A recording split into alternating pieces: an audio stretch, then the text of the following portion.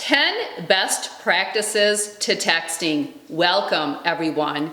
Before we get started with today's topic, I'd like to thank Skillshare once again for sponsoring a portion of today's video. I've mentioned Skillshare in the past and how much I've enjoyed that platform to learn new skills or to develop existing skills that I already have. Skillshare offers thousands of inspiring classes for lifelong learners. The classes include a combination of video lessons or a class project to fit your schedule and skill level. Skillshare is less than $10 a month with an annual subscription, and you will appreciate that there are no ads, which allows you to get lost in your creativity and deepen your passion. For this month, I want to share a 22-minute long class called Just Start.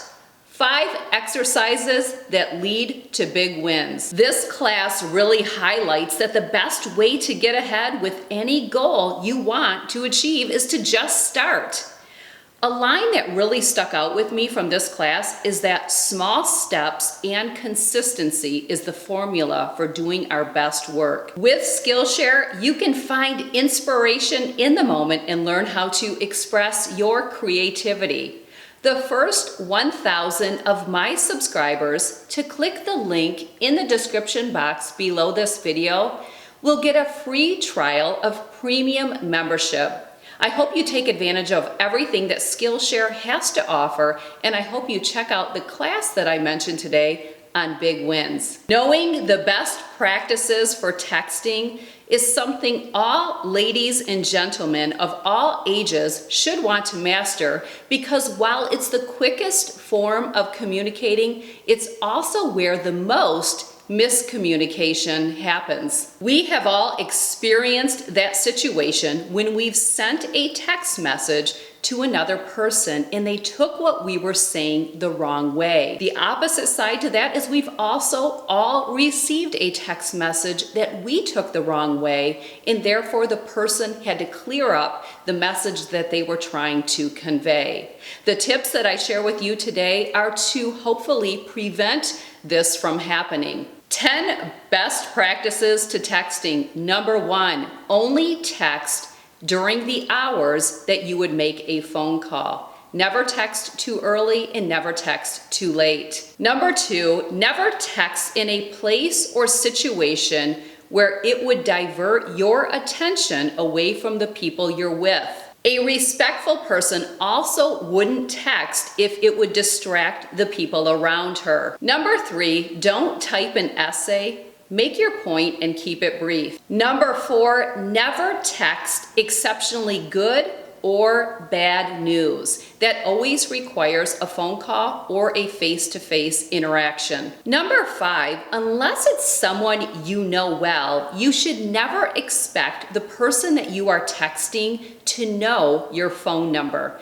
This happens sometimes for me with clients. If I have a client that I am not working with on a long-term basis, let's say 6 or 12 months, I don't program that client in my phone.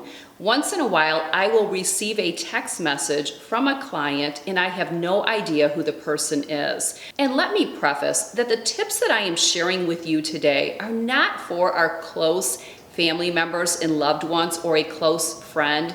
These are for anyone else that you would text. Obviously, this would be a professional setting or if you had to reach out to someone. Some examples of people that I reach out to would be the lady that bakes and decorates our cakes. I text her quite often. My seamstress, my hairstylist, maybe my esthetician. I also had a gentleman come into my home and do some wallpapering, and we conversed through text message.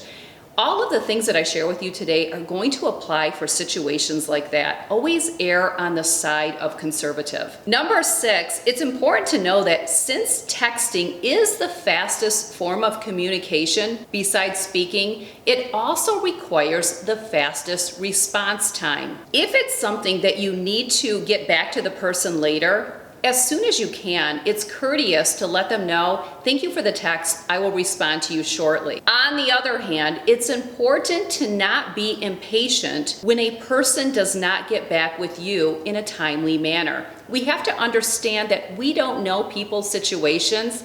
They could be at work, they could be preoccupied, and we need to have respect for that. Number 7, avoid using emojis, acronyms, or slang unless you know the person really well. Not everyone knows what those mean, and often, especially in emoji, it can have 2 different meanings. So you want to use discretion with this. The rule of thumb that I use is if I don't know for certain that the person is understanding what I'm insinuating, I'm not going to send it. Number 8, avoid beginning a text with hey. That has become so popular and it is such a pet peeve of mine. No, the person you're texting has a name. You could say, hi Sheila, or hello Sheila, or good morning Sheila, good afternoon Sheila, but never start a text message with hey. I also wouldn't reply with K. Again, it's different if it's a close family member, loved one, or a friend and you're texting all the time. That's one thing, but never use K if it's in a professional setting or with someone that you don't text very often. I would never text a client and then when they reply, I would never come back and say K. It's just not professional. It's just not being a lady. Also, never say hun. Just in general, never call someone hun. Thanks, hun. It just does not sound classy. Number 9, this is a big one. When receiving a text message that comes off negative to you, you'll want to make sure you read through that text message a couple of times to make sure that you are not making an assumption. It's very important to do this because, again, we talk about miscommunication with texting. You don't want to reply with something negative, especially because you're not exactly clear that the person had ill intent or is having an attitude of any sort. This is where we get ourselves into a lot of trouble. So read through it a couple times. Also, if you need to reply and there is some animosity, be sure you read through your text message several times or even hold on to it. Sometimes I will type up a text and put it in the notes app on my phone so that I can read back through it a little bit later before sending it. Often, if there's some negative energy going on with another person, I will change some of my wording because I've had time to cool down and to settle from what I initially received as a text message. And really, if we are having some type of disagreement with someone, text message is really not the place for us to work through that. A lady or a gentleman would always speak to the person either by phone or in person. Number 10, don't use texting as your only form of telling someone thank you. If you receive a gift or there's been a service provided for you and a handwritten thank you is in order, it's okay to send the person a text thanking them, but be sure to send a handwritten thank you as a follow-up as well. Well, there you have it, 10 best practices to texting. I do have a bonus one, and that is ghosting, which is very popular in dating these days. If you are not interested in continuing to talk to someone or text someone, it's really important to close that chapter and to have enough respect to tell the person that you are no longer interested. Just do not ghost. It's just not polite. Speaking of dating and ghosting, don't forget this coming Saturday and Sunday, February 6th and February 7th at 12 p.m.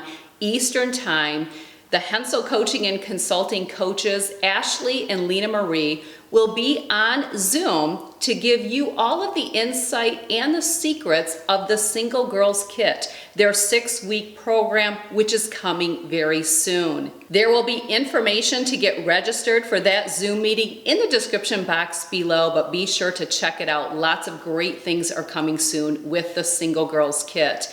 And before I wrap it up, let me once again thank Skillshare for sponsoring a portion of today's video. Don't forget about that link in the description box below where the first 1,000 of my subscribers will get a free trial of premium membership so that you can dive into your creativity, dive into your passion, and take advantage of learning some new skills or expanding on the skills you already have. Thanks for joining me. I'll see you soon here on YouTube. Take care.